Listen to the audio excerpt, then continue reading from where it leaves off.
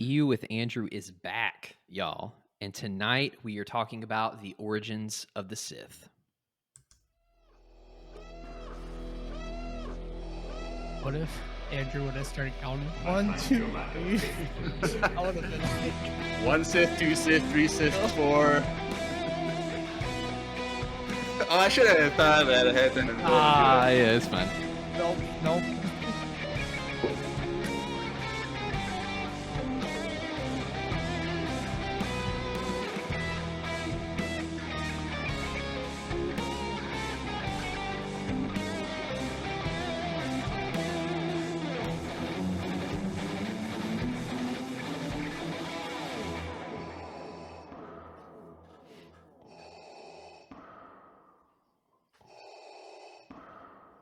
Hey everyone, welcome back to another EU-tastic episode of Empire Radio. I'm Jeremiah. I'm Andrew. I'm Drew. And we are back Hey, yo. with a much requested topic, EU with Andrew. It's been a very long time. The last one we did was December 2021. Oh, Lord. Yuzong Bong. 2021? Yeah. Yeah, because you left January. Gosh, where's the feels- time? So Where's it's been a Where's year the and a time half. gone? Oh my goodness. It's been a year and a half since the last one. Yuzong Gong was the last one we did. Wow. And when we requested what do you guys want us to do with Andrew back, and most people are like EU with Andrews, and so that's what we're doing. And so this is our Here we first are. one. We are doing the origins of the Sith, and next EU with Andrew will probably be in December. Which? Oh, what? Maybe. There might be another one, though. Oh, we did talk about that. There might be a surprise one. We'll keep you posted. The one that you super reacted to on Discord. Yeah, I personally, I really want to do that one, and I think everyone would really appreciate doing that one. But we'll talk about it. But you gotta find the time. But I can find the time for that. I actually have to get my book back from my brother-in-law because he has it. Or which one? I'm not gonna say anything right now. Spoilers. Is it a book that I have, though? No, it's a book that Oh, neither of wait, It's an EU. Yeah. it's an EU thing. book. Yeah. Well, yeah. Well, So you for some wouldn't have reason, I thought you were talking about Plagueis. And I was like, No. that needs to happen, though. No. It's something that would be suitable for October. Yeah, no, I remember you guys talking about that now. So I kind of want to read that, though, before.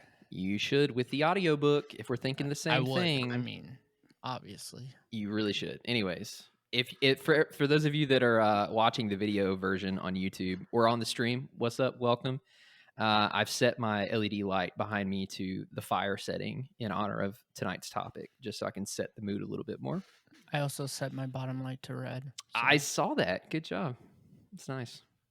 And I have a stormtrooper with a top hat. With a top hat, though. Whatever With a top hat. The Sith hat. But yes, so Origins of the Sith.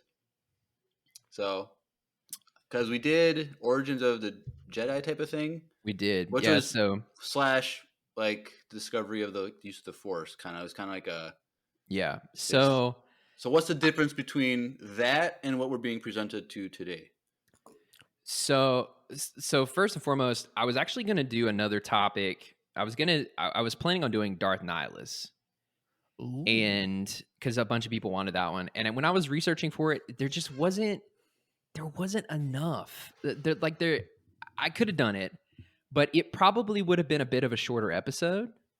And so I was thinking about it. And I remember the last one when we did the Origins of the Jedi, there were a few people that were like, yo, you should do the Origins of the Sith.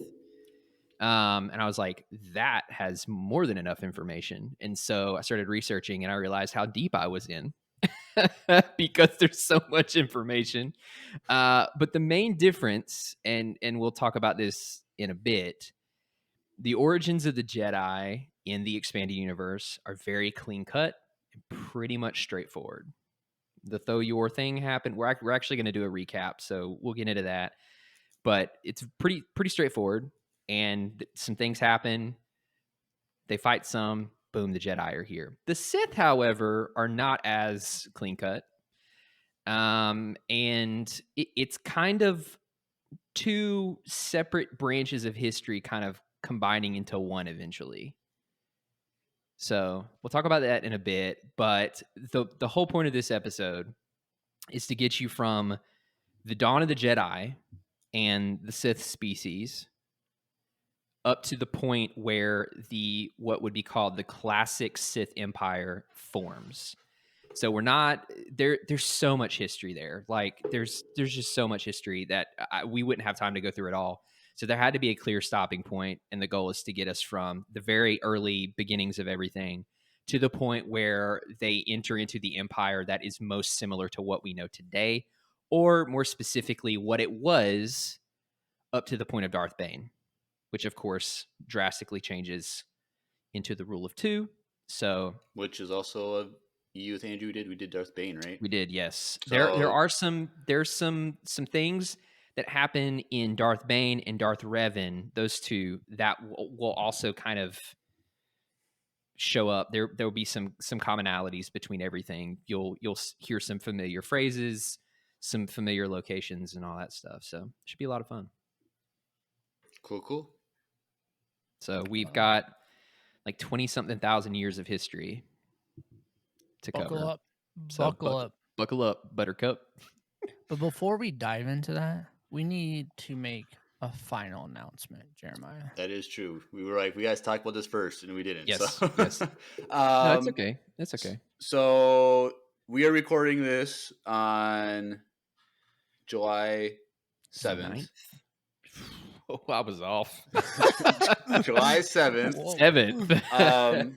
And so this will be the last episode that we can announce EmpireCon and invite people to come, because by the time we do the next episode and I have to edit it, it would already be past the due date. So, what is it? It's the 18th, right? The 19th. Yes. No, the 18th. Or 18th.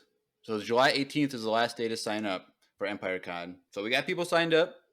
We're excited for these people, but we could use more. More the merrier, because if it's just me, Drew, and a few people, like, we just look at each other and like, hey, what's up? But if there's more people there, it'll be a lot more fun, a lot more conversation, a lot more games.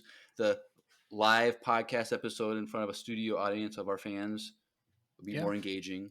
And so, yeah, I was told that you guys were going to record that in your living room, and everyone was going to kind of cram in. No. Around the table, right? And I also, Drew also told me that you were going to be making your world famous deep dish pizza for everyone. No, I'm making my world famous banana bread. Hey, which y'all, is way better. I've had that banana bread. You have? I thought, didn't you make some when I came that one time? When you had the pizza? Yeah, I thought you had. I made chocolate muffins. Muffins. Oh, yo, they were anything Jeremiah makes is great. So you're not going to be disappointed. My world famous banana bread will be there. So if you want to try that, I'm making 3 loaves, because that's a single batch is 3 loaves. Yo, that's a lot of loaves. Make 2 batches, man. I don't have. We could give. Okay, first of all, it takes me a minimum of 2 months to make a batch of banana bread, and so it's too late to. Wait, because of your. What is it? What is it? Freaking polyjuice potion or something? I can't tell you my.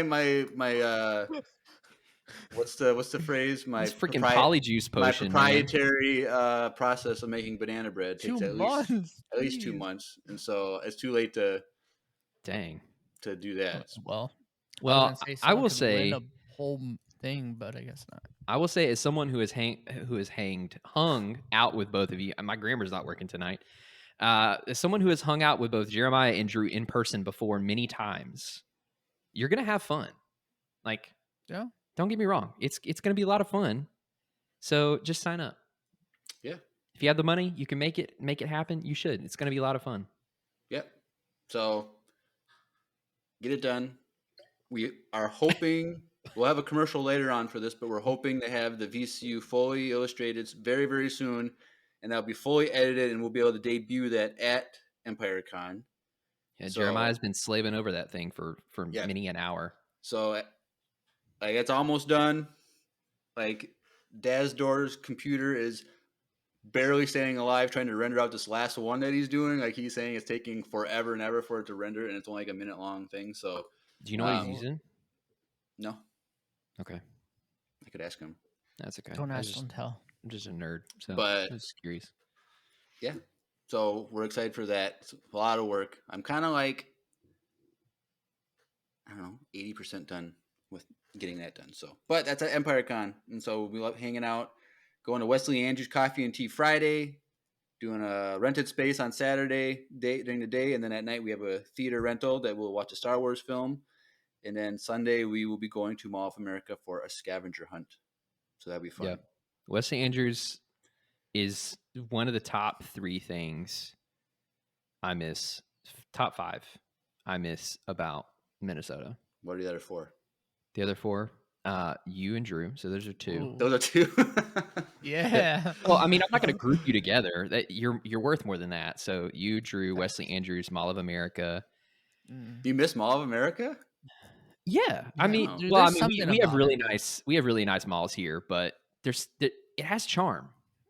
You know, it's got its own charm. I was gonna say the Mall of America thing is gonna be fun, y'all. If you've never been to the Mall of America, depending true. on your expectations, it might be a little underwhelming. But depending on your expectations, it might be Actually- overwhelming. You never know. Yeah. But yeah, you, Drew, Wesley Andrews, Mall of America, Tanner.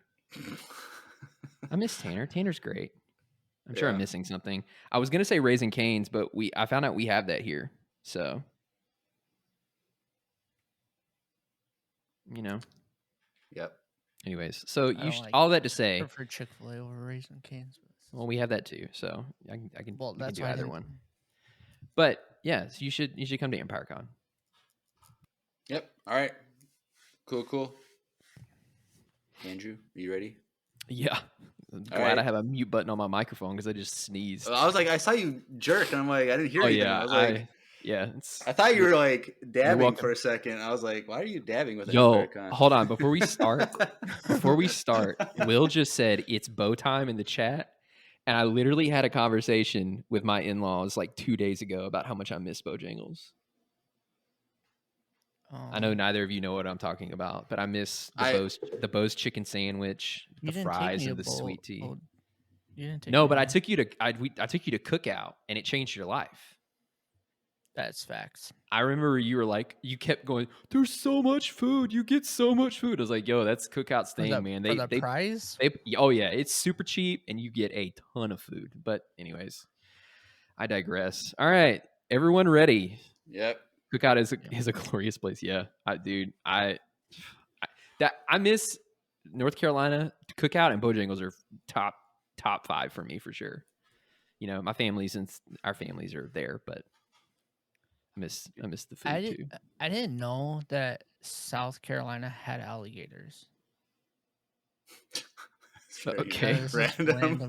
Okay. Well, because I saw this article about this person that literally, this old lady got eaten by an alligator in South Carolina. I was like, that's like a Florida thing, isn't it? Like, South Carolina. I would have never guessed it. I thought they didn't go past Florida, but That's what I'm saying. Hey, that's a fun fact. But fun fact with Drew. Right but there. Drew, you sharing the? Yep. Chat. Let me know if you guys want it like this or you guys want the whole thing in us little. Let me know. Right now, I'm going to start with this. All right, everyone. Welcome to the origins of the Sith. I don't know what that was, but I did it. All right. So I mentioned this before. We got a whole PowerPoint. Hey, dude, that's EU with Andrew, baby. So fun fact, Jeremiah, you'll resonate with this. So all of my old EU with Andrew Canva files are gone. They were gone. Why? So my wife and I did a purge of all of the Canva stuff months ago before I ever considered like coming back to the podcast, and a lot of the older projects that I had in there for this podcast were purged, and because I wasn't expecting to need them ever again. And then I was like, oh sweet, I didn't realize it happened. And when I started working on this, it's like, yeah, I'm just gonna pull up an old project and use that. And I realized Dang, GG. I had to rebuild all of this from scratch, including the logo, mind you. That logo that's on the thumbnails, brand new. So anyways, but now I'm like a solid 6 hours into this presentation, and here we are. We made it. So, all right. So like I mentioned before, there are two very distinct pathways that converge at a certain point in galactic history. That sounds so weird. I feel like a fake history teacher today, but it's going to be fun. There are two different points. We're going to explore both of them, and it's because they both matter a great deal to the origins of the Sith as we know them. If I was just doing the Sith species, it would be like origins of the Sith. They were there. End of story. Like, so I wanted to push it out a little bit further. So to talk about the Sith, the origins of the Sith, you have to start with the Sith. You know what I'm saying? Right. Hey, thank you. I appreciate that. But not the Sith, the dark side users. I did keep the definitely not trash parts just for Jeremiah in here. Like the whole presentation. Yeah. There's one on every slide just for Jeremiah. So part one, we're starting with the Sith. Where you're starting specifically with the Sith species. While the name might lead you to think otherwise, the Sith were originally an alien species native to Korriban. They were extremely attuned to the Force, very naturally strong in the Force, so strongly it was actually believed that their entire species was Force sensitive and could use the Force to varying degrees. So while, for example, humans or Wookiees or whatever might have a Force sensitive person born every once in a while, like it was believed that pretty much everyone could use the Force to varying degrees. Some were stronger than others, obviously, but they were naturally drawn to the dark side and attuned to it because of their natural aggression. So they were a very aggressive and kind of angry species by nature.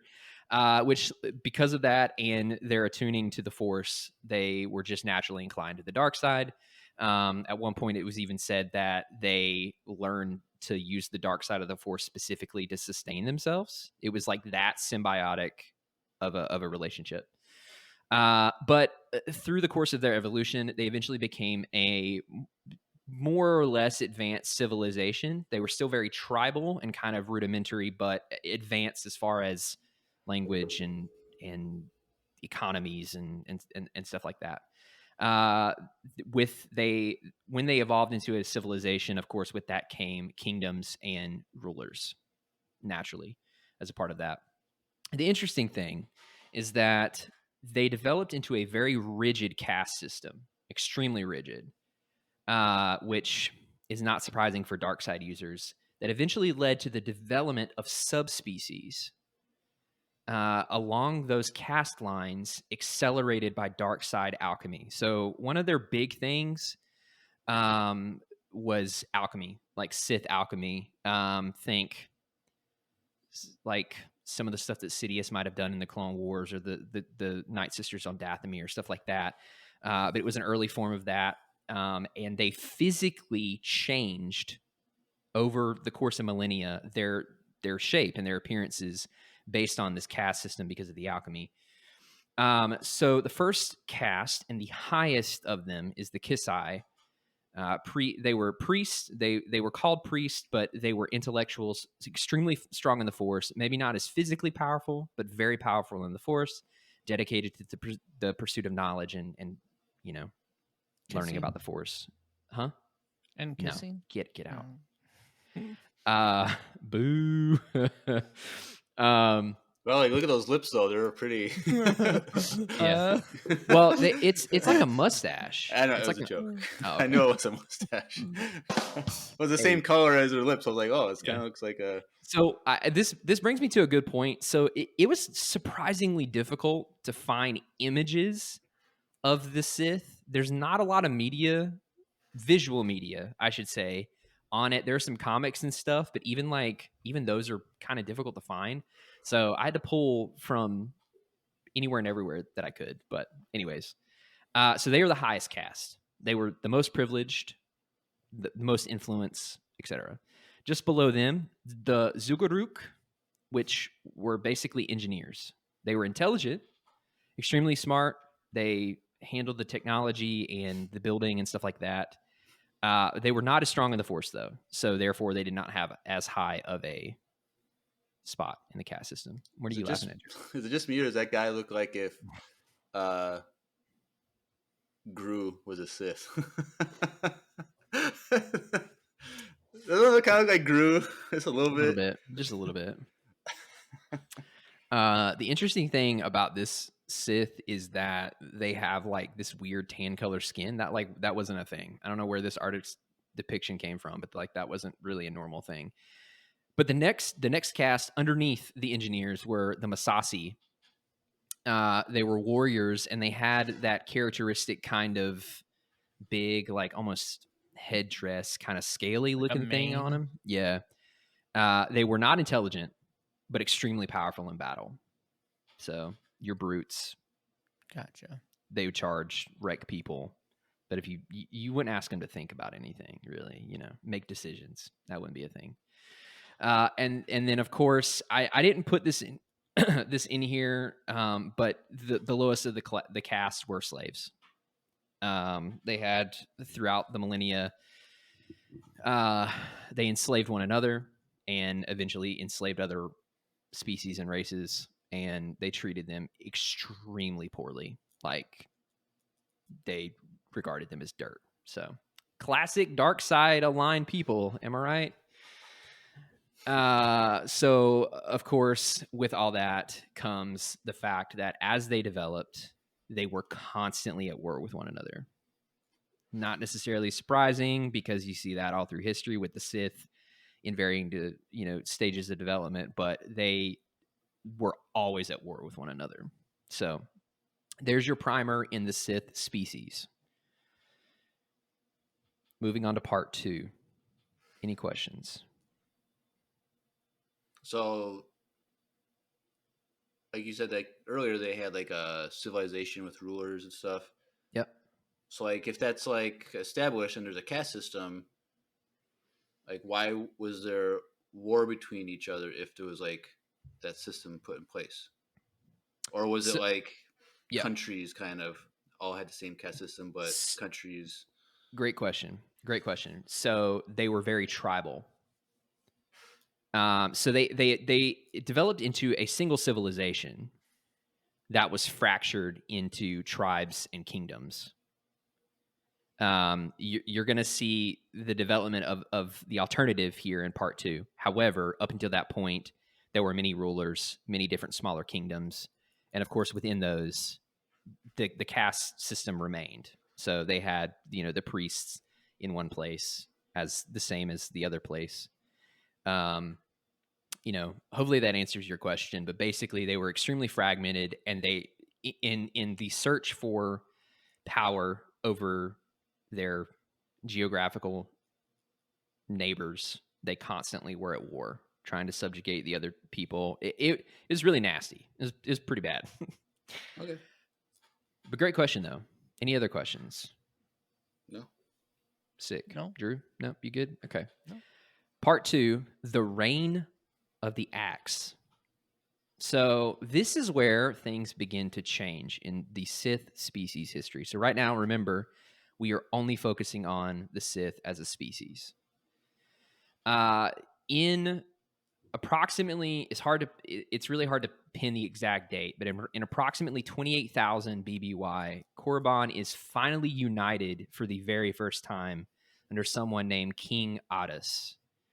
There are no pictures of Adus without his armor, but it was said that he had black skin, which was extremely rare for a native Sith, pure blood. Very, very rare. And because of that, the priests pretty much immediately started looking at him as some sort of a savior, some sort of a special person that was born with some sort of a significance. There wasn't like a prophecy or anything, but they saw his skin and they were like, whoa, we got something special here. So he had black skin, and he was very naturally, extremely powerful in the Force. Again, one of those things that the priests were like, hey, yo, might have something here. But he rose to power, and eventually, through the use of Sith alchemy, created his set of black armor and a dual set of axes that he used in battle. So remember, at this point, there are no energy weapons. This is all blades and armors, very medieval style weaponry at this point in the galactic history. And so he has these two axes, and that's how he became known as the Axe. He ruled Korriban for 300 years. And the most interesting thing is that he is the first Sith in recorded history to be referred to as the Sith Ari.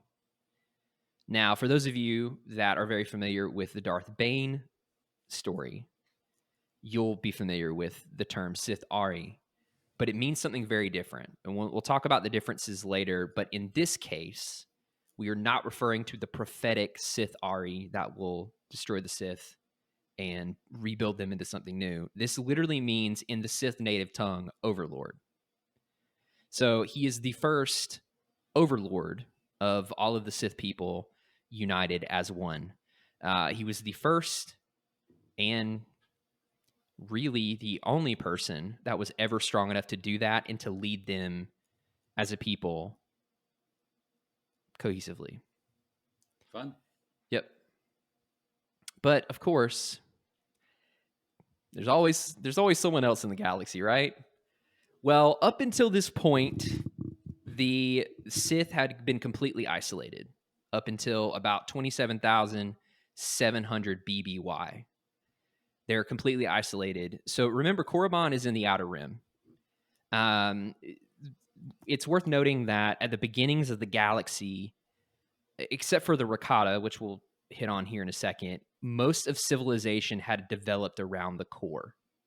So we're talking Coruscant, Tython, a few of the other places around the core.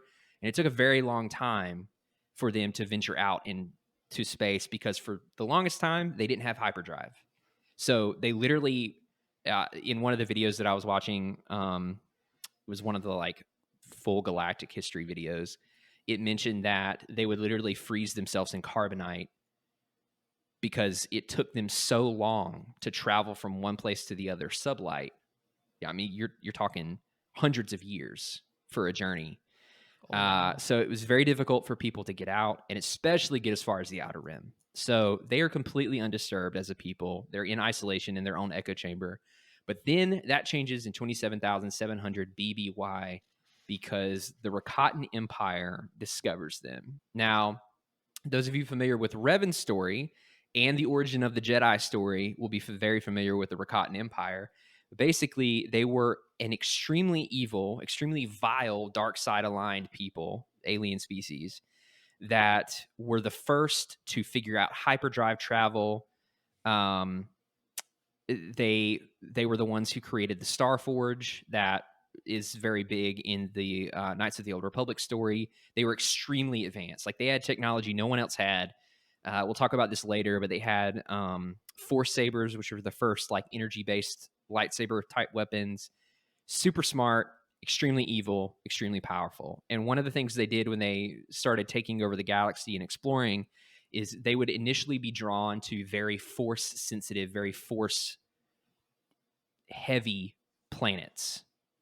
So of course, Korriban, being so naturally attuned and very strong naturally in the dark side, they're like, their GPS just like told them to make a right turn and they ended up there. So it was their first outside contact, the Sith's outside contact with anyone up until this point. So the Rakatan Empire arrives and they realize that they're probably not going to be able to take them by force. They fully intended to take them, but they were like, these people are a little too powerful to just like come in here and wipe everybody out like we normally do. So they attempted to draw King Otis into a sense of false security, basically get him to let his guard down before they, strike. They do the trap. This is Pounce. I don't know. Like a cat pounce. That's Yeah, what that yeah. You know what this is. Anyways, so the interesting thing is they started with they approached him and basically said there are things about the dark side that we can teach you. And there are technologies we can give you. So they started teaching him these things. This is, interestingly enough, this is where holocron technology comes from in the Sith. The Rakatans were the one who taught the Sith about that, which ends up becoming a iconic staple of like the Sith in the in canon too, but like in the expanding universe, like everyone's looking for the holocron of some long dead Sith Lord, and they're looking to get powerful. Darth Bane does it. Darth Revan does it. Everyone's doing it. It's the new thing, It's a trend. Yeah, it's the trend. So they're like, hey, we want to give you knowledge. We want to give you these technologies. It's worth noting that like the Sith were heavily attuned to the dark side and used the dark side a lot, but it was still a very primal, kind of instinctive use of the dark side at this point. And the Rakatans were the ones that came in and they were like, here's how to hone it into something truly evil and truly more powerful than you are experiencing now. So they're like, we're going to offer you all of this knowledge, right? They taught them to delve deeper into the true nature of the dark side. And soon enough, King Otis took these things, his people took these things, and they began learning all of this stuff with the Rakatan.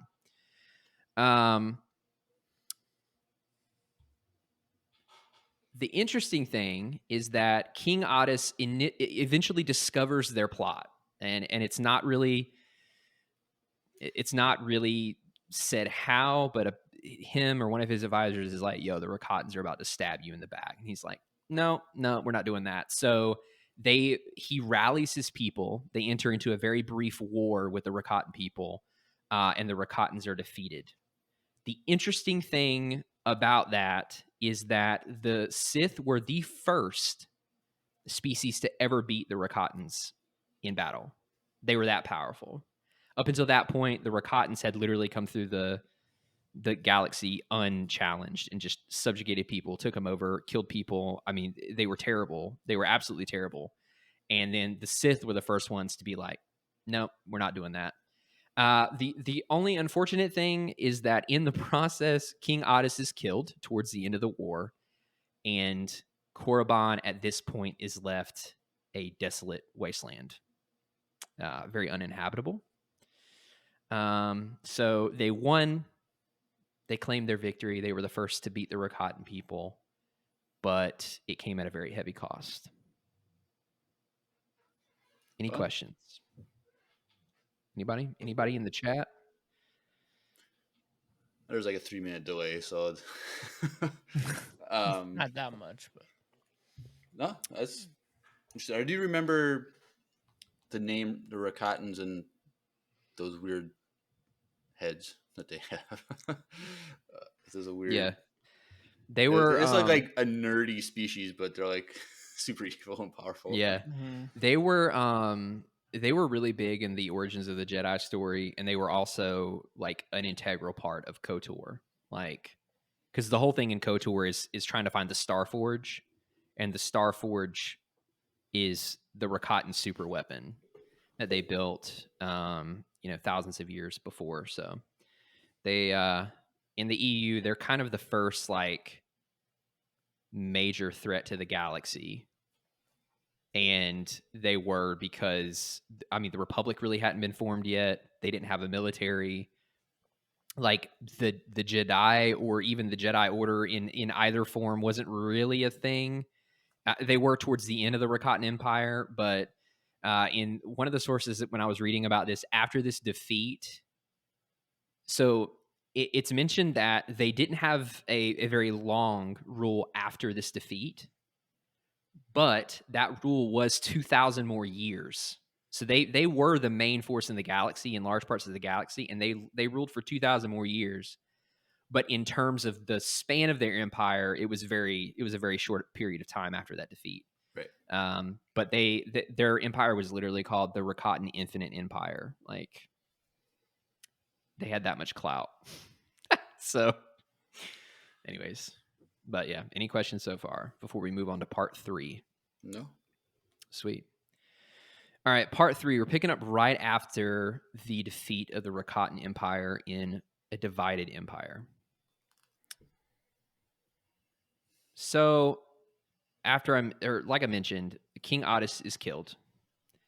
He was the only force being that had ever truly united the Sith on Korriban. So obviously there's going to be a power vacuum following his death. So they beat the Rakatans and everything, and then they're kind of sitting there and they're going, okay, well, what now? So the species became extremely fractured again, similar to what they were before.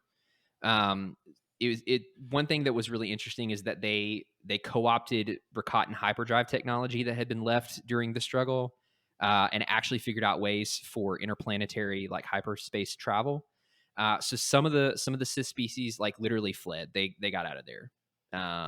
They're like, Korriban sucks to live on. It's this desolate wasteland now. We're out. So they some of them left. So many of the remaining Kisai priests at the time were like, okay, well, now that Otis is dead, time for a new ruler. And they all collectively said, I'm going to be that ruler. Classic Sith. And they began fighting and trying to take Otis's place, which literally led to 20,000 years of constant war for the Sith species. 20,000. Fun. So they wanted power so bad and so frequently that for 20,000 years they continued to fight one another. There was one, king, quote, king after the other, searching for ultimate power, one after the other. And there was just this constant cycle of someone rising to power. They don't really cut it. They get killed. Someone else rises to power. It's just this vicious cycle.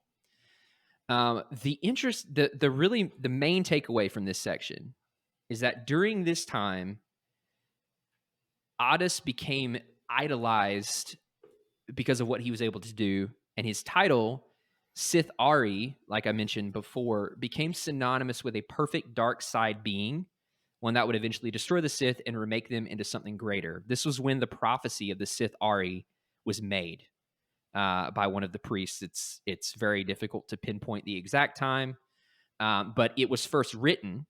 We do know this. It was finally written down in 6900 BBY. So like 20,000 years later, the priest regarded the prophecy as so sacred that they just passed it down verbally, generation to generation, once it was made. So yeah, this is interesting because this parallels the prophecy of the Chosen One in many ways. But instead of bringing balance to the Force, the Sith Ari is going to just destroy the Sith and remake it into something stronger than it was before, which is very interesting to me. So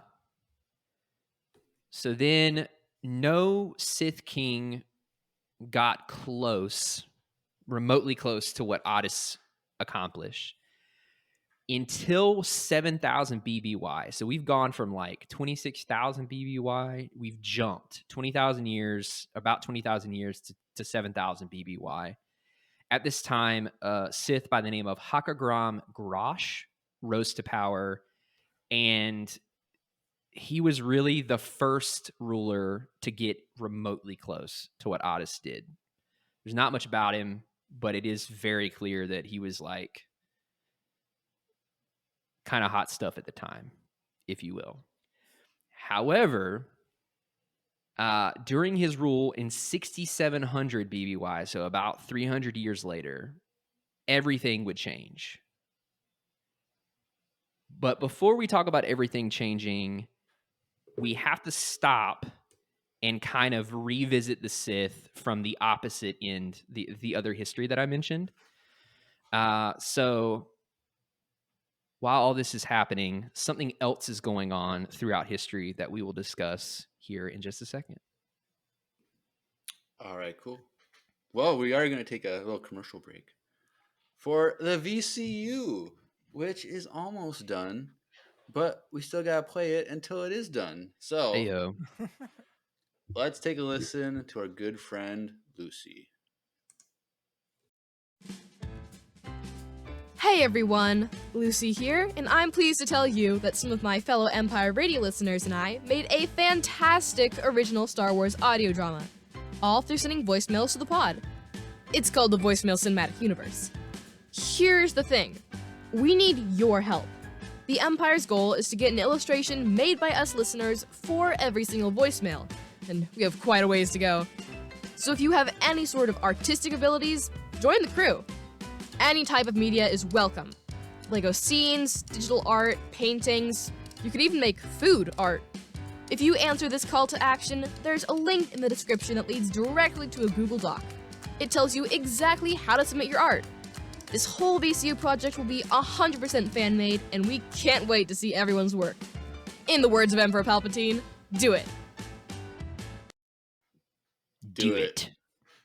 Yes. So as of right now, July 9th. 7th. Just kidding. Yeah, July 7th. I don't think you were. No, I was. I wanted okay, to bring the joke back. What was I gonna say? Oh, there was. So right now, 2 people have called dibs, and assuming that those get sent in, which I know they're working on, there's only 2 left to illustrate. So right now, go click the link in the description. Right there, there's a direct link to the Doodle Doc, The Doodle Doc. which is kind of It's on brand. Yeah. kind of. But the Google Doc, there's 2 left that you can send me an email, or if you're in the Discord, just send me a message and say, hey, you want to do this one? You should be in the Discord. You should be in Discord. Join the We'll talk Discord. about that. Yeah. I will cross it off for you and give you like a week to get done before I take it off again or whatever. We'll talk about it. But Yep. it's almost done. 2/4 left. So I'm excited. I can't really fully finish it until like I can get everything into this so I can figure out transition stuff. I got it mostly down to how I want to transition. I got like chapter breaks and whatnot, but Sick. I just want to get it done. I've been working on this a Yeah. lot. Please do it. If you're not going to do it for the VCU, which is more than enough reason, do it for Jeremiah. Good for me. Because as a video editor, I know how much of an I fully understand how much of an undertaking this project is, and I know how much he wants it to be done.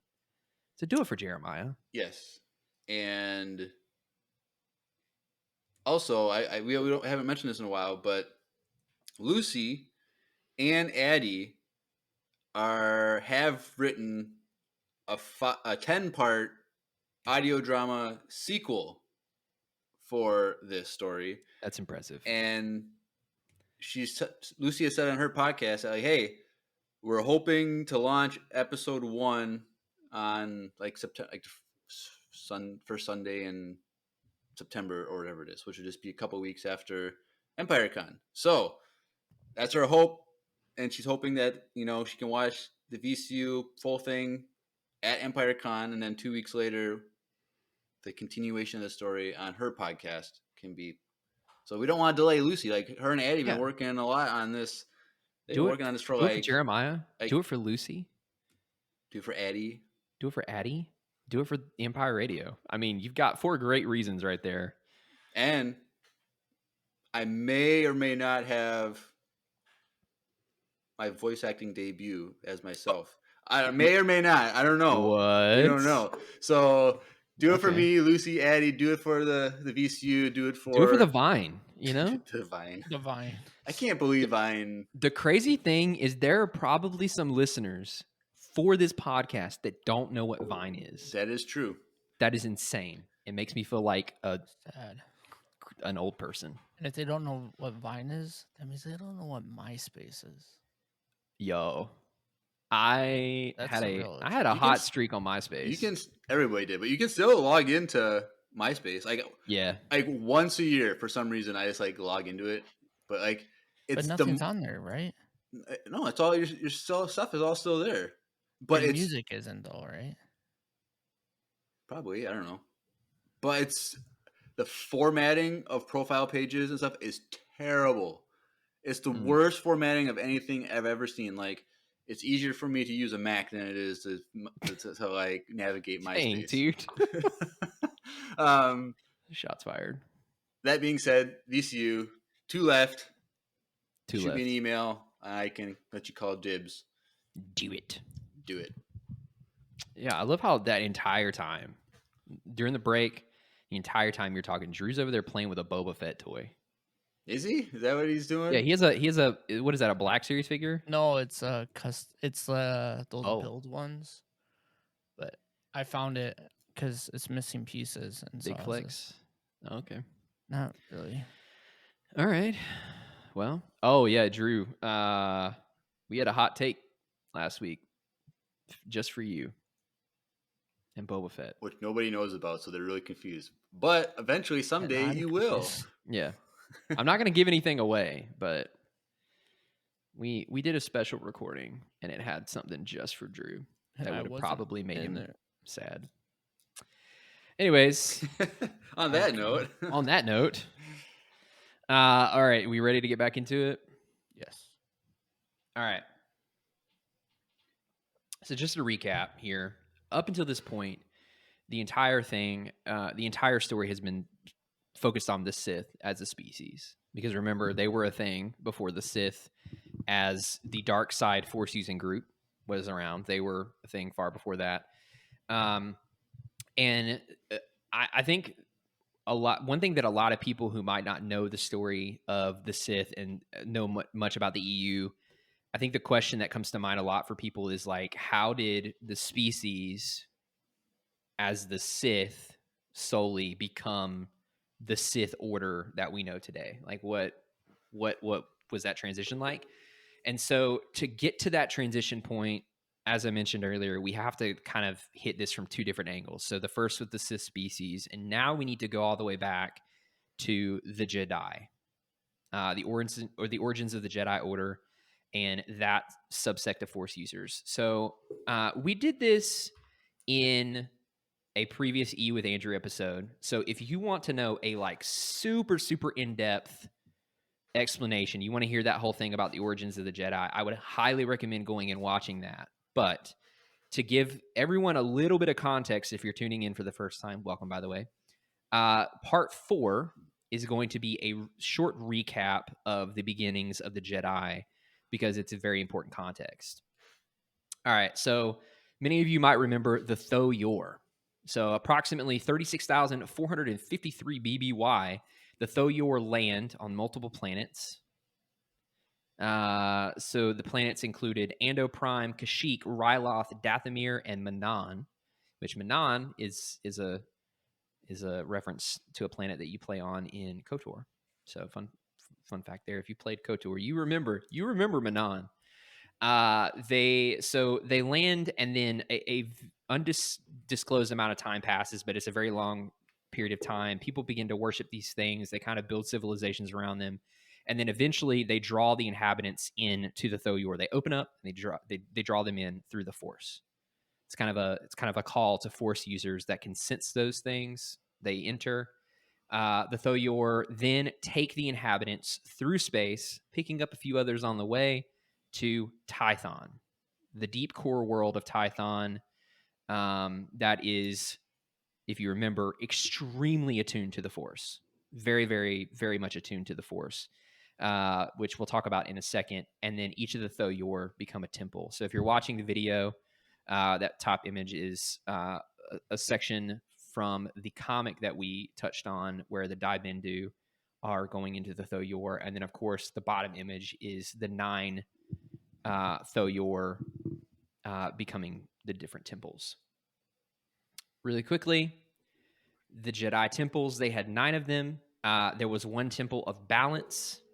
That was the most sacred of all the temples, and then they had temples for everything. There was a temple for forging weapons, because again they used metal weapons. There was a temple for martial arts. There was a temple for force skills. There was a temple called the Padawan Temple, which is where the word Padawan comes from, which was just the beginning. It's where all the young Jedi went to start their journeys. They had a temple for like force skills. They had one for everything. And young Jedi, when they left the Padawan Temple and began their journey to become a knight, they would do a pilgrimage throughout Tython and visit each of the temples, stay there certain periods of time, learn different skills, and then move on. It's a pretty cool system. So after a while, they called themselves the Jedi. They began learning the ways of the Force, ever focused on achieving balance. Balance was very important to them, like I mentioned before, because Tython was so attuned to the Force that when a large-scale sense of balance was not kept, the planet would literally react through storms, extremely devastating storms, natural disasters like earthquakes and volcanic eruptions and stuff like that. So when they entered periods of conflict or whatever, and there was more darkness, the planet would like literally pop off a little bit, and they'd be like, whoa, you got to get back into balance. So everyone after a certain period of time, everyone basically was searching for balance inside themselves and, of course, as a people. Question. Yes. So what if it was like imbalanced to the light side? Was that also a negative effect to the planet? It Or- didn't. Or So how it did doesn't they say. how did they define balance to the Force, which Balance. is an interesting thing? Like just not using the dark side, or No. So the last point, they were actually encouraged to explore the dark side of the Force. So the goal was to explore both aspects of the Force while never going completely one way or the other. So, for example, you were encouraged to seek peace and tranquility and meditate towards those things and find a sense of that in yourself. But you were also encouraged to not deny your emotions and deny your passions, deny your anger. But you're never supposed to get too angry. It's never supposed to lead you to conflict. You know what I'm saying? It's finding a point in between the two in which you pull from the dark, you pull from the light, but you yourself are in the middle constantly, if that makes sense. So realistically, there wasn't a point of overwhelming light on the planet because the default was a sense of balance. It's more so just things started going wrong and then the planet exploded to some degrees and they were like, well, we got to get back into balance, if that makes sense. right? Yep. As a result, it was extremely difficult and very dangerous for non-Force users to remain on Tython. So as they had families and children and expanded more, eventually non-Force sensitive people were born. It became far too dangerous for them to stay on the planet, and eventually they had to send the non-Force users off-world to the other core planets at the time. So after a while, it is just Jedi, just Force users on the planet, maintaining balance.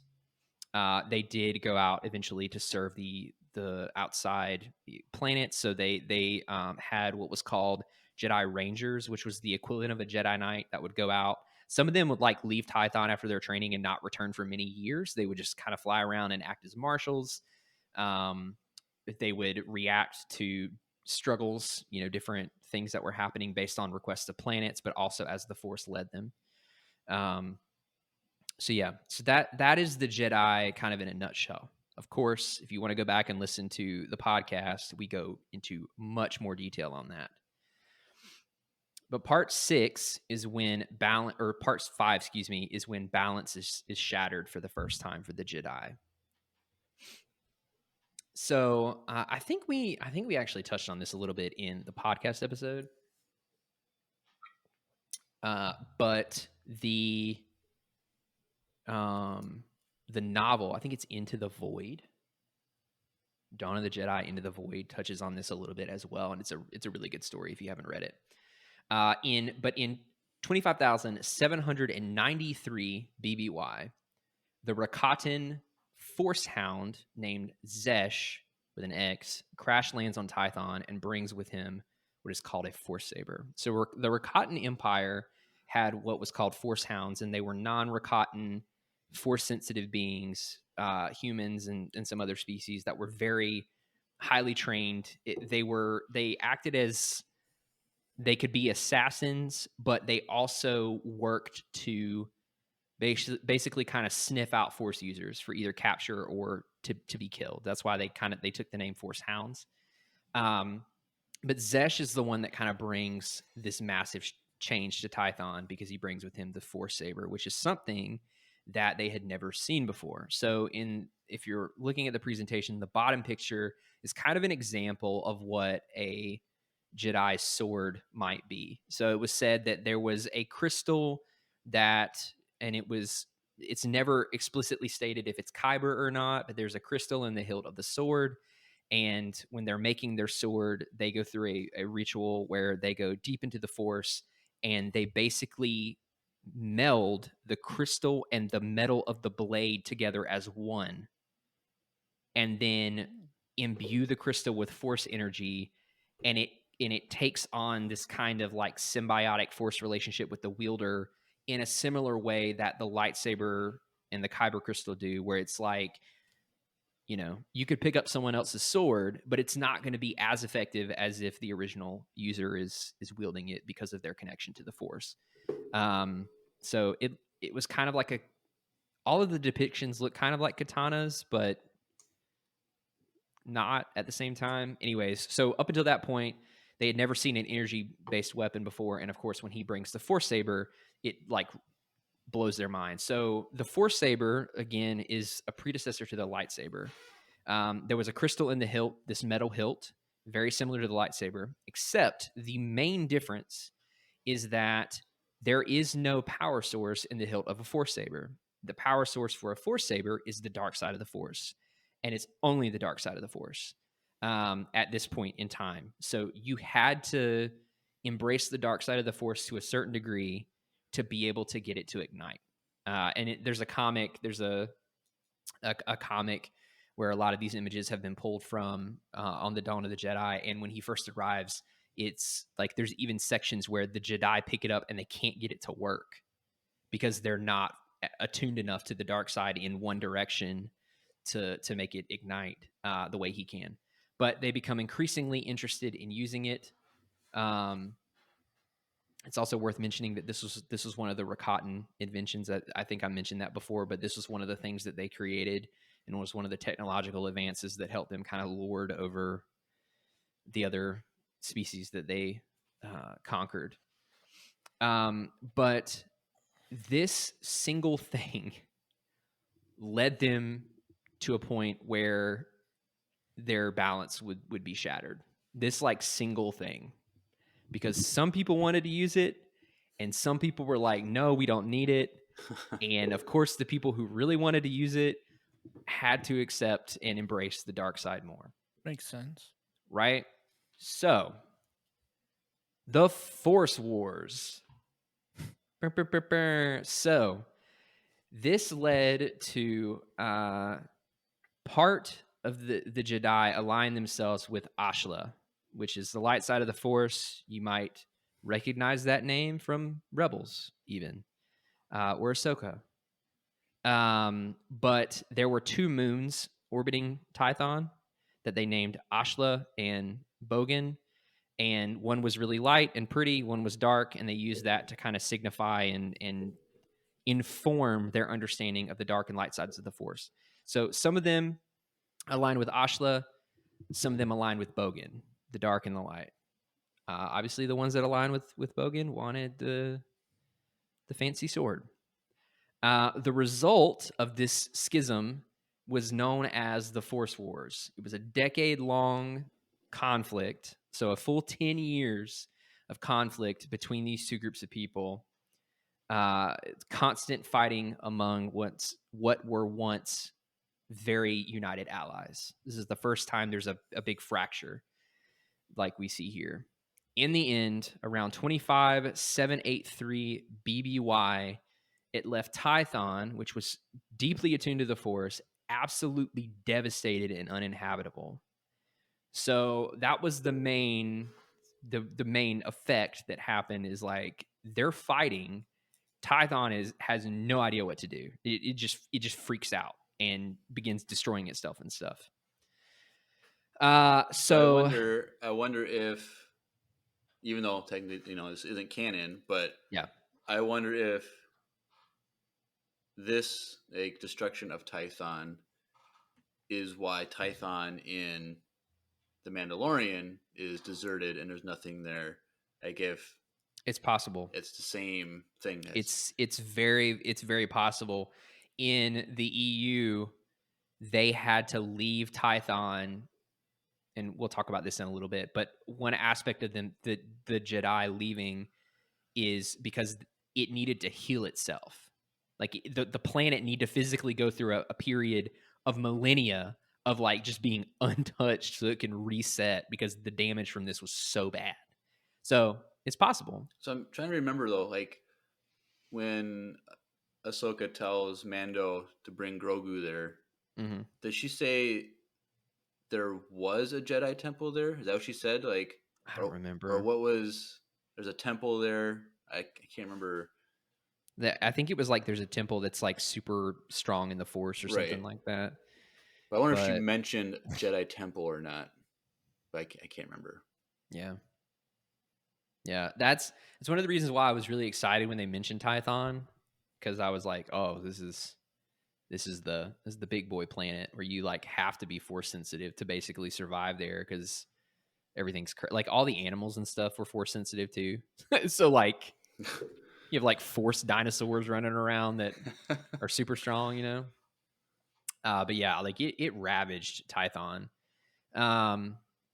So at this time, the followers of the light of Ashla renamed themselves as the Jedi.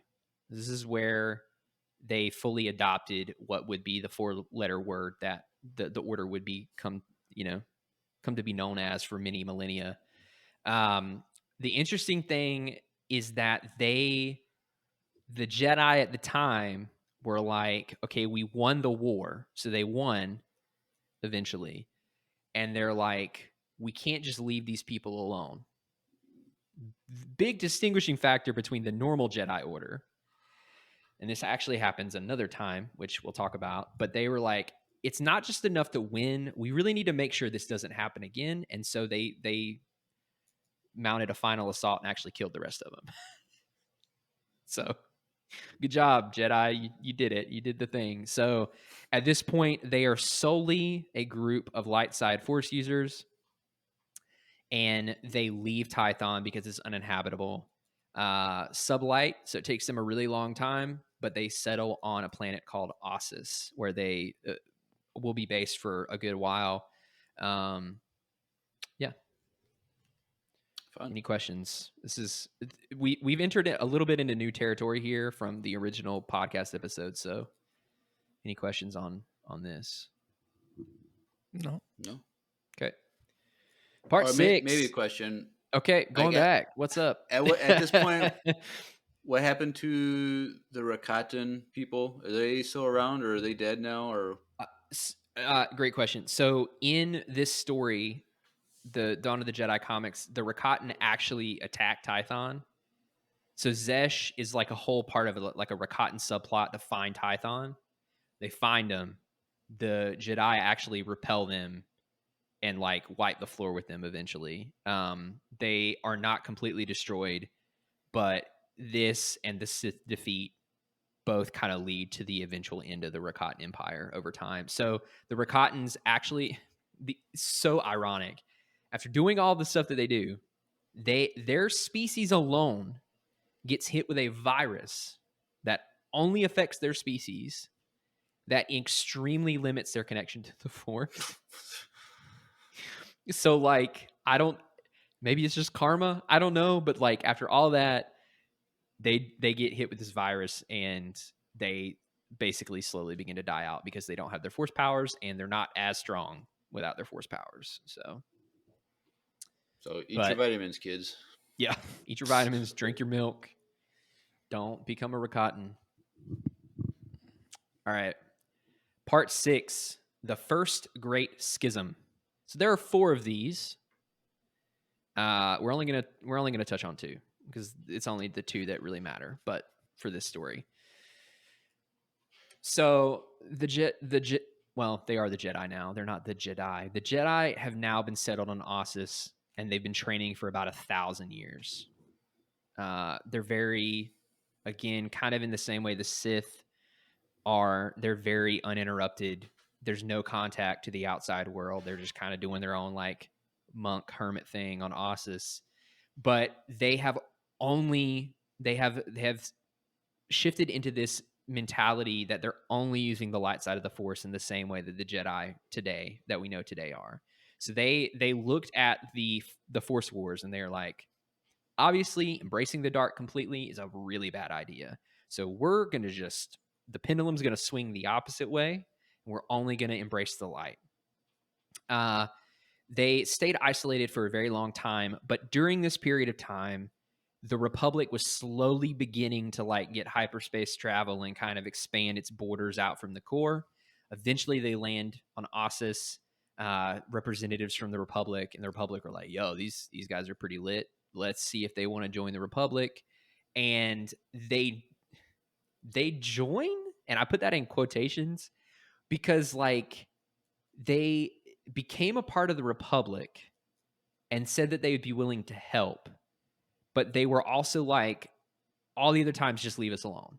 Like we'll be a part of the Republic if you need us, but really we're not going to be involved until you ask us to be involved. Like we're still going to leave or live kind of a very secluded life from the rest of the galaxy as it expands. They do kind of go out and do stuff, do favors, solve conflicts and stuff, kind of like the modern Jedi Order, but it's not like, it's nowhere near they're the peacekeepers directly involved with the Senate. They're headquartered on Coruscant, like all that stuff. It's very different at this point. All right, let's talk about Zendor. So in 24,500 BBY, Zendor becomes frustrated. Zendor is a Jedi Knight of the Jedi Order at this time. And he believes that he's grown very frustrated and tired with the Jedi Order and believes that they have severely weakened themselves by only embracing the light side of the Force.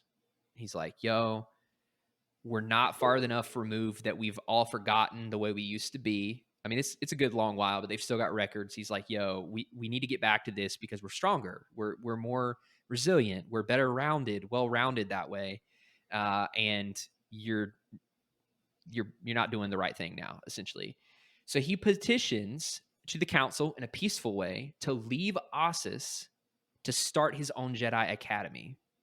So he's like, if with your blessing, I'd love to go off on my own, start my own academy, and rekindle this focus of the Force as a very holistic entity rather than just the light. The Jedi are like, nah, you're not doing that. That's not good. Because you do that, you're going to go into the dark side. We're going to have this whole thing over again. You're not doing that. So as a result, in his defiance of their decision, he just leaves. He's like, fine, you're not going to let me go? I'm just going to do it on my own. And in the process, he takes a young Jedi Knight named Arden Lynn with him, a female. These are the two people in the picture. If you're looking at the presentation, I'm actually really surprised that we have a depiction of these two, but we do. So Zendor, that guy looks like a customer that comes to my work. Well, maybe he is, Jeremiah. You should ask him what his name is. Like, hey, have you ever been referred to as Zendor? So yeah, so he's like, all right, you're not gonna let me do it. I'm doing it on my own. I'm just gonna do it. So he and this other Jedi, Arden Lynn, they go off. Eventually, they land on the planet Latau, in which they start their own temple, where the whole focus is embracing the Force holistically. So it's continuing with the light, but it's like we're going to take the other half of the equation and start focusing on the dark too, because we're better rounded, more well-rounded that way. So apparently this was really popular, and a lot of people began leaving the Order to go to this temple. Like a lot of people. How did they find out about it? Well, so he apparently, his ideas were kind of popular at the time. Oh, okay. And then he left, and everyone's like, I'm going to go too, I guess. Over time, word began to spread, kind of word of mouth, and they all ended up there. It's so many people that they became known as the Legion of Latau. So it's enough people to be called a legion, which is, that's a good amount of people in my... 10,000 is a legion? Or is it 1,000 is a legion? I don't know. Dude, I don't know. I mean, either way, it's a good amount of people. So yeah, many more Jedi over time left the Order to come study the Force in its entirety. Of course, the truth start of this conflict is unknown. There are these conflicting sides where the Jedi are like, Zendor started it because he wanted to wipe us out, and then Zendor's like, actually the Jedi started it because they felt threatened by me and what we were doing. But basically, Zendor and the Legion and the Jedi enter a war. It was pretty short, but it was pretty intense. So it was said that it devastated multiple worlds in the process. It was very short, but it like went to different worlds, and it was very intense. But eventually Zendor is killed, and Arden was left in a deep stasis. So in the final battle, she was against the Jedi Master, and he put her in some sort of a stasis. And apparently she stayed in this stasis for 24,000 years. So she was awoken Long time. during another great Jedi purge, like 24,000 years in the future. Jeez. Yeah, so Talk about a nap. yo, she's got like crust all around her Ugh. eyes, dude. It's nasty. So Eye crust when you wake up. That's a funny. Yeah. That's a weird thing. So the reason Zendor was killed and this happened was because the Jedi actually pushed them back to Latau, and they actually, again, for the second time, were like, hey, we need to put an end to this. We're going to follow them in and make sure they're dead. So even though they had embraced the light, they still weren't fully the Jedi Order we know. So that's how Zendor was killed. Arden was put into stasis. And during the conflict, a remainder, it's unknown, but some of them fled. The Legion of Latau fled into beyond Republic space with their lives. So that's the first schism. The first time post-Tython that the Jedi Order has experienced a rift in their ideologies and a conflict ensues. Fun. It doesn't end with the Sith, but this is important because it's signifying that there are differing ideologies within the Order already, and that people are already very quickly beginning to want to branch out and explore other aspects of the Force. Any questions? No. Okay. All right, let's talk about the 100 Years of Darkness, shall we? Sure. It's a great topic. So part 7, the 100 Years of Darkness. All right, 7,000 BBY. So we've jumped quite a bit. But in 7,000 BBY, there was a group of Jedi on Ossus in the temple that they discovered, and really not much is known about these Jedi, these initial Jedi, but they discovered that they could manipulate life using the Force, and they began creating terrifying predators on the planet that were an extension of their will. So something in the vein of dark side alchemy, mutating things, bad stuff going on. The Greater Jedi Order, it's interesting because when I was reading about this section, they weren't immediately thrown out. The Jedi Order just like disapproved. They're like, hey, you got to stop doing that. So I guess that they had enough grace after, traveling after 2 different groups of people and killing them off. Maybe they were like, this time we're gonna give some grace. And they were like, hey, you probably shouldn't do that anymore. So the Greater Jedi Order disapproved of this, but the small group of Jedi Knights petitioned. They're like, okay, let's talk about this. Do you want to join what we're doing? So they were like, we know that you don't approve of it, but do you want to join us? Do you want to come start doing this weird stuff with us? I thought that was really interesting that it's like explicitly stated that they asked them to join. So, I mean, good for them. One of the articles that I read, because I pulled from many different sources for this. One of them, of course, is Wikipedia. And the section of Wikipedia on this, it said the group petitioned for them to join them in their quest for eternal life and power. So I guess that they had gotten to the point where they were like, okay, if we can do this stuff to animals, I wonder if we can, pull a Plagueis and try to cheat death. So eventually, disagreements lead to conflict, which is what you see in the top image here. Actual death and conflict. And the group was exiled, being led by Jedi Knights such as Ajunta Paul, Zhao Zan, and Karnus Mur. Now, the other 2 names aren't as important, but Ajunta Paul might be a name that many people have heard before if you're into the EU, and might be a pretty big signifier as to where this is going in the end. But for now, we're just gonna leave it there. So the picture on the bottom is Ajunta Paul, by the way. That's the Jedi, Ajunta Paul, which is now a dark Jedi. So they're exiled, and Is that Triceratops? Yeah. That's what it looks like. I was like, Yeah. okay. So this is also a period where there's very few images about this stuff. Like, it's not even really confirmed if they had force sabers at all or lightsabers at all. These are just artist depictions that you come up with if you Google 100 Years of Darkness, Star Wars. I'm just trying to make things interesting. I saw this picture of the Triceratops used in a YouTube video, and I liked it because it goes into the theme of what we're about to talk about. So I was like, I'll just use it for this. So their exile led to a war that lasted 100 years, commonly referred to as the 100 Years of Darkness. Here's where the Triceratops comes in. The Dark Jedi used their powers to raise an animalist army of dark side abominations to fight for them.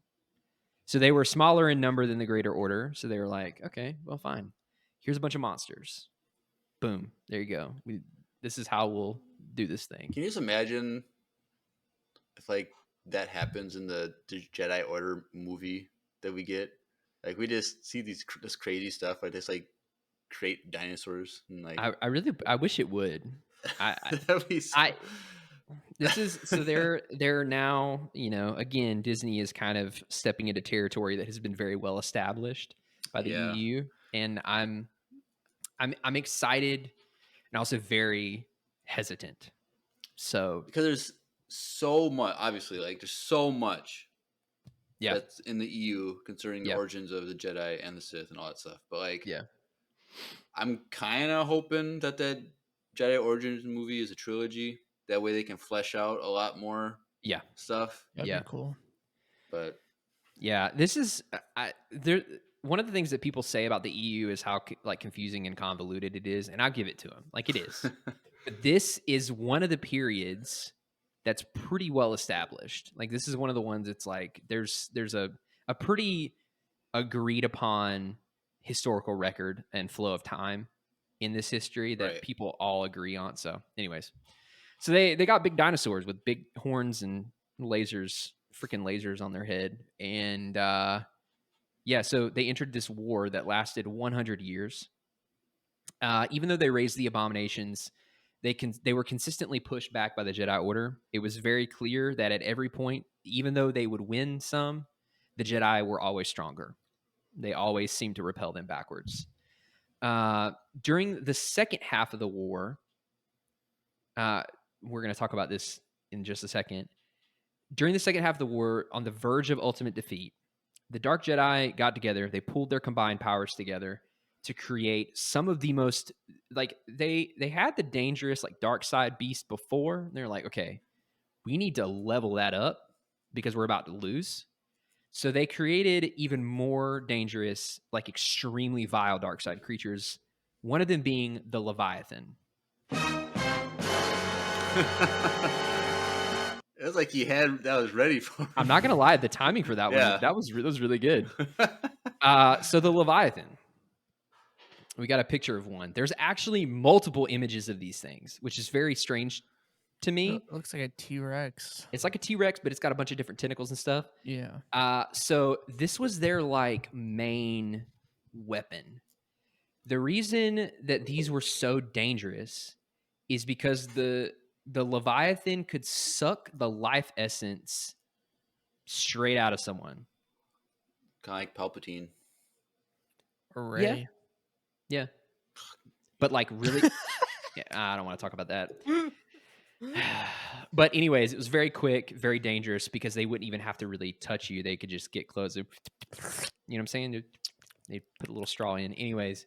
The really disgusting thing, though, was that it's very widely said that they would store the energy in blister traps on their backs. So they had these like pustule things that the life force would just kind of sit in. There's even an image if you Google the Leviathan and the Sith and Jedi. There's even an image of a Jedi on the back of one of these things, like popping one with a lightsaber, and the life energy is like leaving it. It's really nasty. I'm sure that Jedi would really like Dr. Pimple. Yeah, probably not. But yeah, so they had these things, and they were terrifying on the battlefield. But even though it helped, they still were defeated. So this led to a small change in the tide of the war, but the Dark Jedi were ultimately pushed back and defeated. The defeat came in the final battle on the planet of Korbos and was a result of infighting among the Dark Jedi, but also bombardment by the Jedi and the Republic. So the Republic had come in towards the end of the 100 Years of Darkness because they were tired of it and tired of dealing with it. And they obviously allied themselves with the Jedi, and they beat the Dark Jedi. Any questions? No. Okay. We're entering the final part. This is where everything starts to come together. The final countdown. Just take out your guitar right now and just play that. No. All right. Part 8.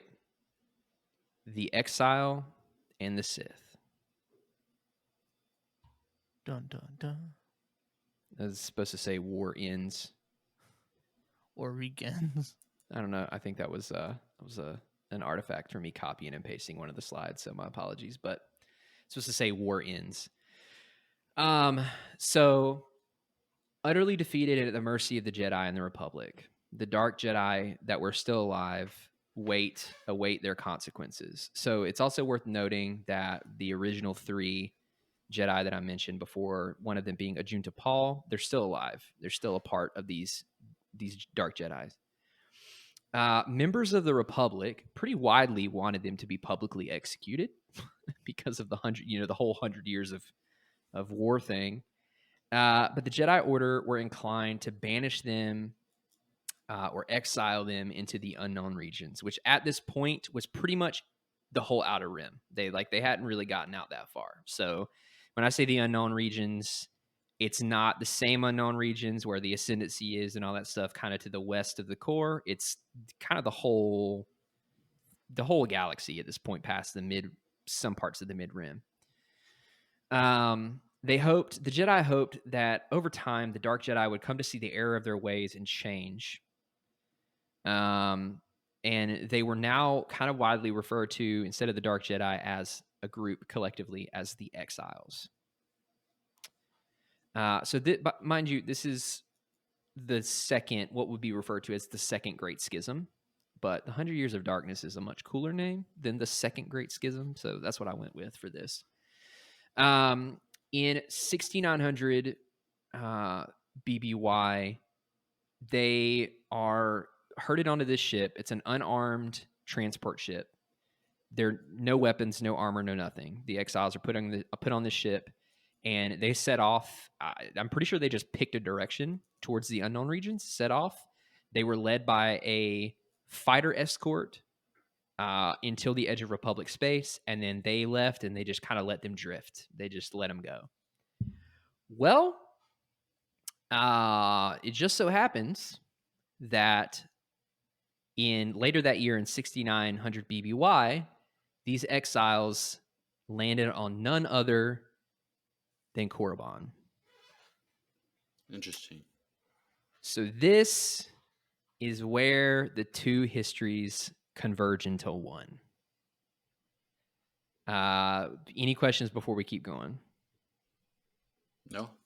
Okay, No. So we've got this whole thing that happened with the Sith species up until that one dude, I forget his name, but he'll come up again. The one ruler that wasn't as good as Otis, but he was. We got to that point. Now we went all the way back to the birth of the Jedi. We've gone through 2 great schisms, and now we're finally converging at the same point in history. From exiles to gods. So the Exiles arrive on Korriban, and were almost immediately regarded as gods among the Sith species. There we go. Hakagram Grosh. That was his name. That was the name I was trying to remember that I'll never be able to remember if I'm not reading it. He basically invites them into Sith society, which ultimately would prove to be his downfall. But the Sith species saw their technology, and saw their mastery of the Force, and they were like, yo, these guys are crazy cool. So basically they became their gods on a small scale. However, soon after inviting them in, along with what would be known as Grosh's shadow hand, which was the term referred to as kind of the second in command underneath a Sith Lord, along with the shadow hand, the Dark Jedi killed him, overthrew him, and claimed the world for their own. So the exiles get to Korriban, and they're like, we're just gonna take it. This is gonna be our thing. It's rich in the dark side of the Force. Might as well. So they overthrow him and become the rulers of the Sith species. Ajunta Paul, who is depicted in the lower image, because he was the strongest of the exiles, the leader of the exiles, he becomes the very first Dark Lord of the Sith. So that's why I mentioned earlier, if people recognized his name for being the first Dark Lord of the Sith, they would probably kind of be able to see where this is going at the end. But he becomes the very first Dark Lord of the Sith, and along with that, establishes what is referred to as the classic Sith Empire, and subsequently the Order of the Dark Lords.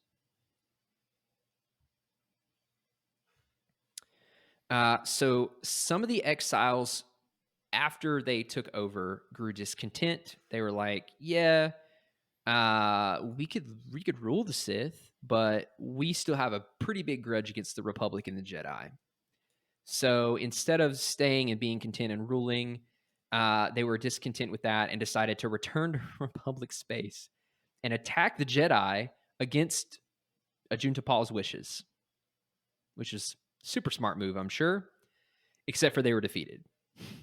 So they thought that, like, oh yeah, we've learned all this new stuff from the Sith species. We've got new weapons, we've got new abilities. We're gonna get back and we're gonna be stronger, and we're gonna stick it to them. Well, they don't, and they're defeated. And one of the things that happened with this that was not good for the Sith is that it's also worth mentioning before I move on that they also took Massassi warriors, some of the Sith warriors with them. They're all dead. They didn't make it. So their actions alerted the Jedi and the Republic that to the fact that the Dark Jedi were still out there, the exiles were still out there, and alerted them to the idea of the Sith and the Sith space kind of outside the known regions of the galaxy. So while they couldn't track them, it was one of those things where they were like, might need to keep this in mind for later because this is probably going to happen again. So little red flags are popping up everywhere. But in time, the term Sith, this is where the term Sith becomes synonymous with both the species and the exiles, primarily because of inbreeding. So it happened over many years, but the exiles breed with the Sith species, and after a good period of time, it's just kind of this gray area where Sith can refer historically to the species, but it also refers to this new empire that they're building with these exiles together. So these exiles, they're all humans, or are they mostly? Yeah, I think they were mostly human. Yeah, but there were other species. I guess. Oh, wait. I was just told that there was inbreeding. And Sith are humanoid enough that I figured it would work. So, anyways, so yeah, that's as much as I'd love for there to be this big buildup. That's how the Sith became synonymous with both. So now this is the first time when someone references the Sith, they're like, you talking about the people, or are you talking about the whole empire thing? But in the development of the Sith species over time, the Dark Jedi greatly advanced the cultural development of the Sith, helping them grow from the more tribal species that they were to something that is very much more civilized now and more refined, if you will. I thought this was interesting. At his death, a great temple was constructed for Ajunta Paul, becoming the first on Korriban in the Valley of the Dark Lords, which, if you remember, is a setting for both Knights of the Old Republic and the Darth Bane trilogy. It becomes a very central point for the expanding universe, Sith Empire, for many, many years in many, many different occasions, because it's where they will all go to rest in one point. Like Bane has a tomb there. Revan. I don't know. No, Bane doesn't. Revan does. My apologies. Revan for sure does. Exar Kun. A lot of the other like big Sith heavy hitters have. Where did Yoda go in Clone Wars when he saw? So I think he goes to the Valley of the Dark Lords. Okay, because that's on. So I think in the Korriban. clone, I think they say they might say Morabon in Clone Wars, but it's the same thing. Okay. But he goes to. I'm pretty sure he goes to Darth Bane's tomb. Okay. I'd have to relook again, but it's definitely Darth Bane's tomb. Cool. And I really don't like the depiction they had of him, but it is what it is. You know, you can't win them all. And of course, through this, over time, the title of Dark Lord, which we know today, would become representation of the ruler of the Sith Empire, the classic Sith Empire. So there was only one Dark Lord at this point in Sith history. Of course, with each Dark Lord came drastic reorganizations of the Sith, different end goals, different things that they aspire to. But of course, over the course of history and over the course of time, their lust for power and their desire to destroy the Jedi remained the same. So there you go. That's the origin of the Sith Empire. Cool. Any questions? I thought that was really cool how the two stories combine. Yeah. I wasn't guessing that. I was like, why are you talking about the Jedi? Like, how does this like matter? Blah, Yeah. blah, blah. I'm like, I had a point, I promise. So, but that's cool. I didn't realize that because I knew about the whole Sith species thing. Yeah. And I guess I just never knew. I figured, okay, more people came and just joined them and joined their Sith practices. Yeah. And they just kind of molded into the one thing. But I didn't realize it was former Jedi basically that came and turned to the dark side, and then that's cool. Yeah, that's really what made it so challenging to research, because like there so many of the sources would be like they would start with the Jedi exile. They would be like, in 6900 BBY, these people should. I'm like, yo, what? Like you don't just get there. You know what I'm saying? Like they didn't just decide to get up one day and go to Korriban, you know?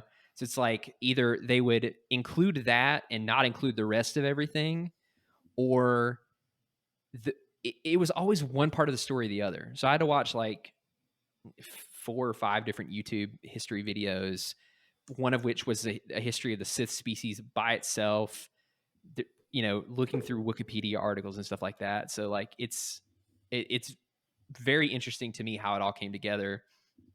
And then, of course, from here, it becomes even more like complicated. Even though the Sith are established, then you have all of these like reformations among the Sith. They get defeated and driven out of Korriban. They come back and take Korriban, you know, all the way up to Darth Bane, which we know is the end point in the expanding universe for the Sith Empire, because he destroys them all. Creates the rule of 2, but that's still the finger like twitch though, or whatever it was, right? Yeah. So it's still the rule of still. So it still didn't end. Well, and it's interesting. So I was watching a video on the Rise of Skywalker, and someone interpreted Palpatine saying, "I am all the Sith," to say that every Sith master, when they were killed by their apprentice, their essence would then overtake their apprentices. So they were essentially building up an apprentice to be as strong as they could to basically inhabit them the way Palpatine wanted to with Rey. So that's one of the reasons why the rule of So obviously that's not confirmed, but that would also explain Bane and Xana having that twitch, you know, and like it would explain why the rule of 2 was so effective and would explain also why Palpatine was so powerful and why he said, "I'm all the Sith." But obviously, we have no way of proving that. That's Like, just speculation. but I wonder, I want to know more about I don't know, I forgot what they called them, the crowd in episode 9. Oh, They're watching, like, I forgot like, who are they, like, in relation to the Sith? Are they just like it's supposedly a cult. a couple? Like Like, a I Sith. wonder if it's been around for thousands and thousands of years, or like, I wonder, So like, where that came in the from. EU, there are other dark side groups. None as powerful as the Sith, but there are many groups, and also there are certain species that like will directly serve the Sith because of their admiration for them. So there are dark side cults, so to speak. But I mean, obviously, we don't know anything about the ones in canon.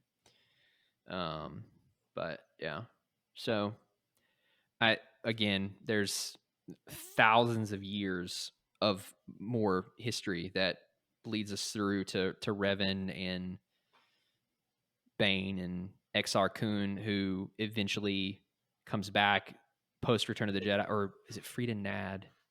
I don't remember. One of them has one of their spirits comes back and corrupts the student in Luke's Jedi temple post Return of the Jedi. Like it's all connected. So yeah, it was just a lot, and I was like, "This is a good spot. We've established the Sith Empire. There you go. There's the origin of the Sith as we know it." So Right. anyways, That's cool. Thank you for the presentation. Yeah. yeah, of course. I feel like this is like the episode EU with Andrew that I'm gonna like remember the most. Why is that? I'm curious. I don't know. I think it was just more like a simple like story that I could follow. Whereas like other ones were kind of a lot of just like information and stuff. This one was like, this is like a story of origins, which kind of helped me. Well, remember it. If anybody is interested in continuing from here and kind of tracing the Sith through their history to, I guess maybe Darth Bane, it would be kind of pointless to follow after Bane because there's nothing really there. I mean, there are like a very small handful of Sith Lords that are mentioned in the Rule of Two, but it's like Bane and Xana, and then it completely drops off. There's a few more names, and then it's like Tenebrous and Plagueis, and then Palpatine. So, but let us know in the comments. Send us a voicemail. Let us know on Discord if you want more of the Sith history. It's possible to take everything that we have and put it into another like part 2 up until Darth Bane. Fun. I would just need to know. There's another one, I think, November or December that we would have an opportunity to do. November would be the first, like, because we should say the next time Andrew's on, first week in August, we'll be discussing the Imperial Era Thrawn trilogy, which I've started rereading, by the way. Right, and I just bought the audiobook for Treason last night, so I have a month. Hopefully I can get through them all. Put on 1.2 speed, dude. Oh, I'm reading them. Oh, you're reading it? I don't have 1.2 speed read. Unfortunately, I didn't get that upgrade, so Use the Force. Yeah, but yeah. So then after what? You could also maybe drink some coffee. That could help push you. Yeah, that's right. That would be helpful. Yeah. Yep. So, Wesley Andrews Coffee and Tea is our sponsor, as always. The way that we had that segue planned for way earlier, and I completely forgot in the middle of my thought that I was trying to explain, and then I have to do it. But Wesley Andrews Coffee and Tea, they're sponsors. So if you like coffee or tea, take a listen to this. Hey everyone, Andrew here. I'm pleased to tell you that the sponsor of today's episode is Wesley Andrews Coffee and Tea. If you don't know anything about Wesley Andrews, you definitely should. They're an award-winning coffee roaster and shop in Minneapolis, Minnesota, and they make fantastic coffee. The awesome thing is that whether you live in the Twin Cities or not, you can get their coffee beans delivered straight to your door by ordering them online. They even have a subscription service that ensures you never run out of amazing coffee. If you've been looking for some new coffee to try or a way to elevate your normal coffee routine, now's your chance. Head over to wesleyandrews.cc, use the code Empire Radio, that's with a capital E and a capital R with no space at checkout, to get 15% off your first purchase of any bags of coffee or a coffee subscription. I can't think of a better deal. Get 15% off some great coffee, support a small business, and support your favorite Star Wars podcast. In the words of Emperor Palpatine, do it.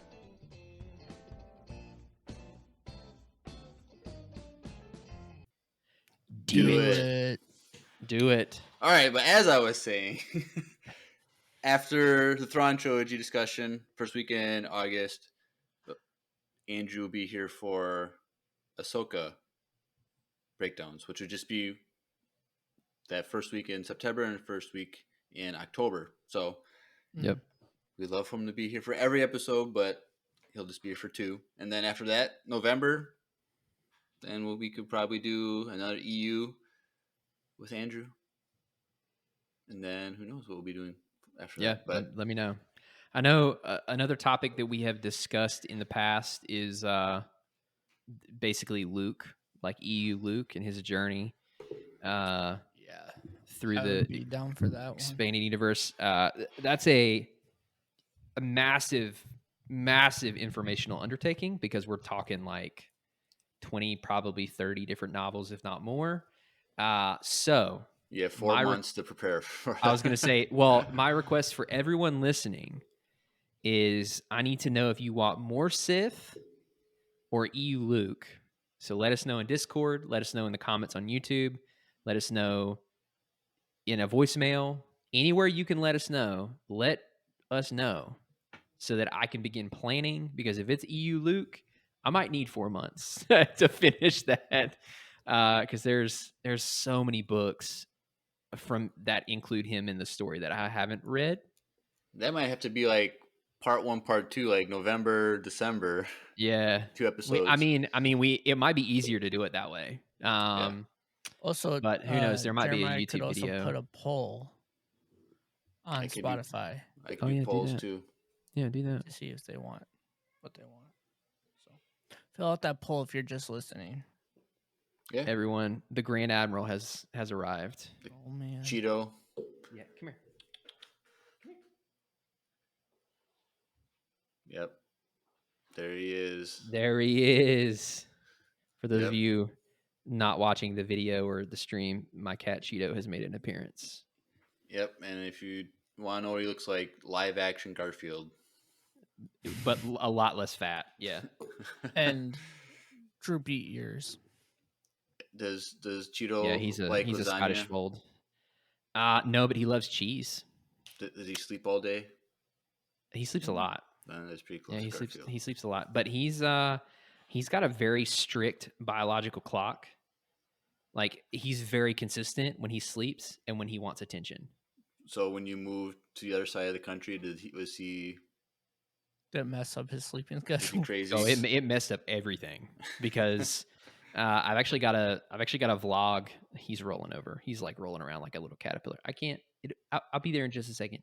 But when I actually vlogged our move. It's on my YouTube channel, and there's a scene. Watch that. Yeah, it's one of my moving to LA vlogs, or the only one that I did. But there's a shot of him. We had a layover, and of course we carried him on the plane. You know, put him under the seat and everything. He did really well in the plane. Like when he realizes he's there and like he can't do anything, he's like super chill. But in the terminals, like during the layovers, he has no idea what's going on. So there's a shot of him like outside of his kennel, like walking around trying to sniff stuff and everything. And then in the airport? yeah, You can do that? well, I mean, we didn't let him like roam. It was like a 5-foot semicircle radius. We were up against the wall by the window. I was like one hop, skip, jump, and he's gone in an airport. Well, we had him on a leash. We have a little Oh. harness for him and everything. Oh, but okay. so when he got here, he was like he had to reset everything. But now he's in a really strict schedule. So I had a friend that worked at the airport for like TSA or whatever. Not TSA, the gate person. And he said one time someone brought a support animal and it was a goose. Yeah. What a freaking legend. There's Yeah. a wide range of animals that you can just Google and see what people brought on a plane. That's amazing. All right. Well, Sick. that's Speaking EU of with Andrew. deuces, Yep. We have one last segment, everyone's favorite segment, Yes. voicemail time.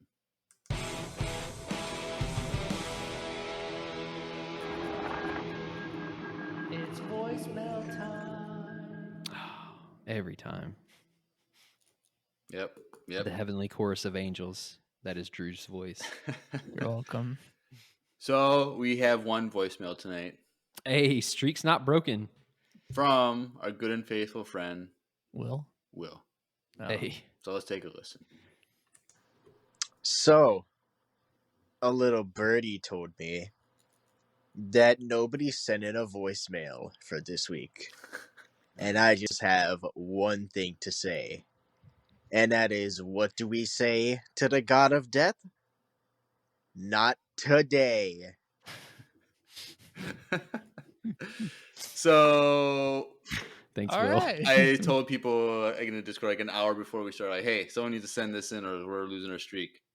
I do it very like normally very like I don't know if passive aggressively is the correct phrase. Probably. But like in the morning of a live stream, I post a thumbnail of what we're doing. Yeah. And if I say, hey, live stream tonight at 8 p.m., if I put, don't forget to send in your voicemails, that means we don't have any yet. And no one sent one in. I was like, this is, and I feel bad. Like, is this like a failure of like the streak technically because I told someone like, The cheat No. code. Doesn't matter. because I feel like I should not, if I didn't do that, it would be over. No, Like, it doesn't matter. it's not We got one. It doesn't matter. We got Okay. one. We got one. But now you guys know I'm- in the I'm Discord, if taking I it. say make sure you send in your voicemails 12 hours before we record, Do it. please do. But we're still strong for a year and a half, or 2.5 years, I should say. I was gonna say Yeah. what? Thanks, 2.5. Will. 2.5 years. Thanks for coming in clutch. Yep. But not today. The streak is still alive, like he said. So, but if you want to send in a voicemail, Yeah. please do so. And if you want to know how, there is a link in the description, links.co/Empire Radio, link spelled with 2 I's. And there's a little thing you can click on. It says send a voicemail, and it'll bring you to the voicemail page, and you can send a up to 60-second long voicemail. And we'd love to hear from you. If you've never sent one in, just do it. Like, it's Now's fun. the time. Now's the time. And like, Some of our most vibrant and memorable discussions on this podcast have come from voicemail prompts. yeah. True. So just ask us a random question. Especially if it's controversial. Yeah, preferably something not Star Wars, because sometimes it's fun to stretch our legs and talk about other stuff. Yeah. But like, yeah. Like melons. Like a month ago, I was like, sent out the call for singing voicemails because Will sent in our first ever singing voice. No one sent one in. So we got some singers out there. Send in a singing voicemail. That'll be fun. But yeah, but also, if you want to get connected in that same link, links for Facebook, Instagram, YouTube, Twitch. I got our fan email. We got the VCU Illustration Project. So remember, we only got 2 more left. So get that done. Just get it done. There's a link for needlesslynerdy.com, which is an entertainment network that we're a part of. So if you like nerdy content, apart from Star Wars, go check that out. There's podcasts and articles and all kinds of stuff over there. So check that out. And I think that's everything. Come to EmpireCon. Come to EmpireCon. You got, by the time this is, I got to put all these slides on this thing. So I got to it's going to take me a little while to edit, but At least I know the like 6 hours I put into this was not in vain. right. So Sick. once this comes up, there'll be about like a little over a week left to sign up for EmpireCon. So please come to EmpireCon. By doing so, you have to go through the Discord to do that. So join the Discord and you get to sign up in there. And so it'll be really fun. Yeah. If you want to play some board games against me, that'll be fun. Are you bringing your Yu-Gi-Oh deck? I don't own Yu-Gi-Oh. Drew, do you What have about Yu-Gi-Oh? your Pokemon cards? I have Pokemon cards in storage. I have never played the Pokemon card game. Mm. So I played Yu-Gi-Oh a lot. I never played Pokemon, but I played Yu-Gi-Oh a lot when I was a kid. What about Digimon? No. Digital Digital Monsters. Yep. Dude, that song. Yeah, I like Digimon, but I never really played it. They had they recently came out with like a Tamagotchi that was like a Digimon themed Tamagotchi thing. I was like, that's a good idea. So, they're coming out. Speaking of Pokemon, they're coming out with a sleep app called Pokemon Sleep. Yeah, it's a sleep tracker for your sleep health, and you fill out your Pokedex through different sleep styles. Yeah. My wife sent that to me, and I was like, "That's freaking genius!" And I'm gonna get it because Drew and I still play Pokemon Go. Can you play literally all the time? Can you play Jigglypuff singing to help you sleep? Maybe. If they don't put that in there as an option just to put on repeat, then they have failed. I want to know how Drew ended up with a freaking shiny Shadow Mewtwo. You want to hear this story? This has nothing to do with Star Wars at all. But your boy has 4 of them. Stop. Mm-hmm. Or sorry. If it wasn't like 200,000 Stardust to make that trade, I would ask you Sorry, to I trade. had 3 of them. My bad. But I got all 3 of them in a row. Oh, terrible. It's not even worth talking about. All The way 3 that in a row. I still don't even have a Mewtwo. But I should that's not count the all my point. Mewtwo's. Bruh. The flex. Well, anyways. 1, 2, 3, 4. There's your 5, Pokemon content 6, for the 7, podcast. 8, 9. I have 9 Mewtwo's. I don't even have one. Dang, dude. You got to move back to the mall, man. Those are Oh, all yeah. MOA catches. Yeah. I would imagine that's pretty intense. Yeah. Right, Jeremiah? Mm. I'm assuming you're talking about Pokemon Go. Yeah, you Yes. should start playing. If 100 people show up to EmpireCon, you should start playing Pokemon Go. But he would have to buy a phone Yeah, you just or an iPad. Ugh. Just walk around like all No. those. the Google Pixel tablet just is coming I- out. I'm good. Okay. I can't do that. The best thing is when like it's a big event and It's everyone goes to the mall and they carry like 2 phones or like an iPad. Yo. They just walk around the mall. Yeah. And Dude, it's like are you hooked doing up to a battery bank? And are you doing the GoFest remote thing? I do it every year, so probably. Yeah, I think we're gonna do it. Micaiah and I are gonna do it too. So Yeah, I always give Micaiah gifts every day, pretty much. yeah, we And you appreciate it. too. So, anyways, Empire Radio, a Pokemon Go podcast, I guess. Yep. Sorry, Jeremiah. We You just guys wanna completely add derailed me? that. Come to EmpireCon. We can add each other. There you go. Yep. Is there a way to like put one of your Mewtwo's like in the party room so if people wanted to they could capture it instead? No. Sadly. No, but I would if If I that knew it was an wasn't- option, you would come to EmpireCon just for No, that. if I knew that it wasn't going to cost me the rest of the year's worth of Stardust, I would ask Drew to trade me one. But We also have to be best friends in order to trade a legendary Pokemon. Like we have to have our heart level all the way maxed. we're getting out. there. We're getting there, but it's We not. are. It's But not I'm pretty close. sure I have more heart level with your wife because she opens my boxes more than you. I think you send her more gifts than you send me. Because you don't open them. Yes, I do. I think Drew gives more gifts to your wife than you do. No. My wife and I are best friends. Actually, we are all- we're at the we same are- level. Never mind. We are on that. You're good. So, anyways. So what's nice is that my house is a gym. So Wait, what? yeah, like the building behind my house is like a grocery store, or it was in the Yeah. 50s.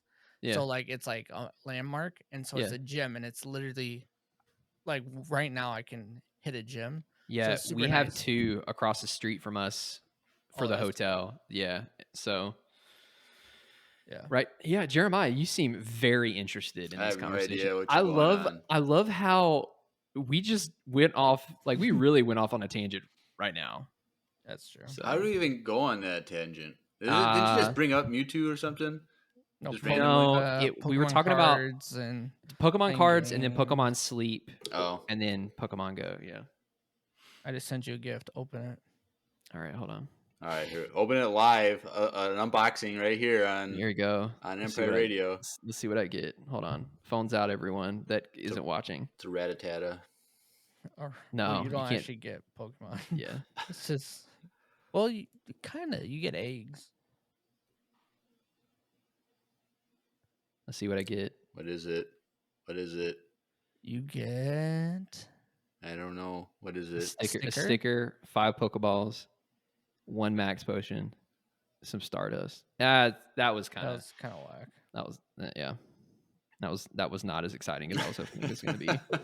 Now All I'm gonna send right. one. I'm gonna send one back to Drew. Now here we go. Oh, here we go. Now he has to open that. There it on goes. There it goes, All right, show the camera, Drew. Mister. I've got 4 freaking Mewtwo's, God, or 9 or whatever you said. I have 9. God. All right, awkward All silence. right. Well, I had to wait. It said he received 5 items. No, you can't really see it. Oh, My camera. Your ring light is too. yo, it's popping off right now too with me. Yo, I'll tell you one thing though. The people, Ooh, your freaking sticker is Valor, nice. Valor, Ooh, one Team Mega Valor Vault. here are all over the gyms here. Like I literally can't get one of my Pokemon to stay in a gym more than like 6 hours. Wait, what are you? Yellow? Mystic. No, the Which blue is one. Blue. Jeremiah. All right. All right. This is going to turn into a completely different podcast. Anyway, This is after. If you guys don't know, this is what happens a lot on Twitch after the recording. So yeah.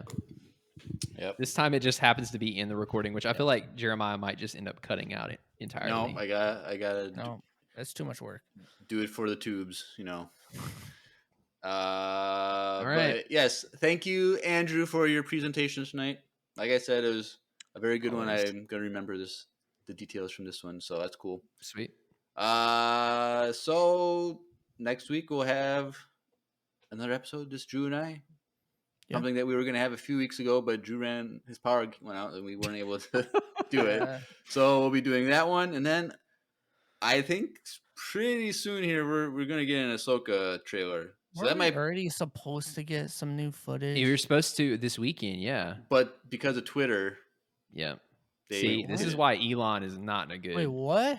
It's Yeah, because the explain the new story. Twitter regulations, like people weren't gonna be able to like view things on Twitter unless you pay or something like that, so they weren't gonna like release stuff. Yeah, But Twitter like kind of broke for a bit, and they're like, "All right, we're not going to release it," which is so dumb because it's like, who is watching Yeah, who cares? trailers on Twitter primarily? well, funny thing, a lot of times Will when something drops, he'll post a link to Twitter where he saw something. So Oh, Will apparently. I normally So- get notifications from YouTube because I Yeah, me have too. notifications for Star Wars turned on. So, Yeah, But anyways, weird. maybe it could be next week too. So who knows when this is so. Yeah. I think there's gonna be an official trailer, but who knows? Oh, also, go watch Indiana Jones. The new one slaps, bro. Really? I heard it was the love it. I heard it was worst. really bad. I heard it was Really? the worst Harrison Ford movie of all time. Yeah. Like I terrible. disagree. Don't ever I watch it. disagree.